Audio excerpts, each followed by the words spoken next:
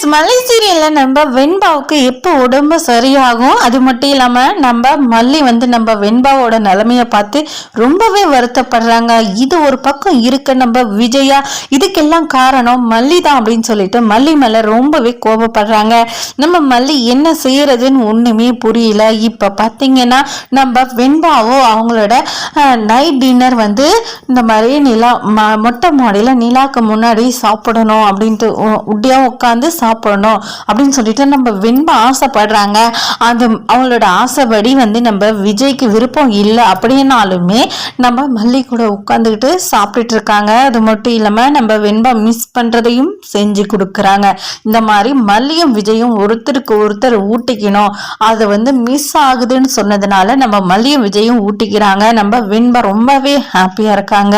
அந்த டைம்ல பாருங்க அவங்களுக்கு ஃபிக்ஸ் வந்துடுது, மயக்கம் போட்டு விழுற மாதிரி ஆகுறாங்க. நம்ம விஜயும் மல்லியும் ரொம்பவே பதட்டம் அடைகிறாங்க. உடனே ஹாஸ்பிட்டலுக்கு தூக்கிட்டு போயிட்டு நம்ம வெண்பாக்கு கொடுக்க வேண்டிய ட்ரீட்மெண்ட் எல்லாமே பார்த்துக்கிட்டு இருக்காங்க. அதனால இப்ப வெண்பா ரொம்ப சீரியஸான கண்டிஷன் இருக்காங்க. இதுக்கு என்ன செஞ்சா நம்ம வெண்பா குணமா ஆகுவாங்க, அதுதான் ஒரு விஷயம். என்ன அதுக்கான ட்ரீட்மெண்ட் எல்லாமே நடக்க போகுது.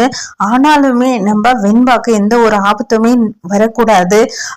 அதுக்கப்புறம் தாங்க இப்ப நம்ம வெண்பாக்கு எதனா ஆகிட்டாலுமே அதுக்கு காரணம் மல்லி தான். மல்லி வயிற்றுல ஒரு குழந்தை இருக்கு, அவ வேணுமனே தான் இந்த மாதிரி வெண்பாக்கு நடக்கட்டும் அப்படின்னு சொல்லிட்டு விட்டா அப்படின்ற மாதிரி எல்லாம் சாக்கு செம்மையா சொல்லிடுவான் இந்த ராஜேஸ்வரி. ஏற்கனவே இப்ப நம்ம மல்லி இந்த சாக்கை வச்சு வெளியே அனுப்பணும்னு சொல்லிட்டு ஒரு விஷயத்திலையும் பிளான் போட்டிருக்காங்க.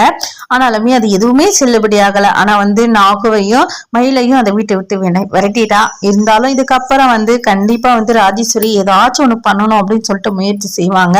ஆனாலுமே கண்டிப்பா எதுவுமே நடக்க போறது இல்ல. கண்டிப்பா நம்ம வெண்பாக்கு நல்லபடியா குணமாயிடும். மறுபடியும் நம்ம விஜய் மல்லி நம்ம வெண்பா 3 பேரும் சந்தோஷமா நிம்மதியா வாழணுங்க.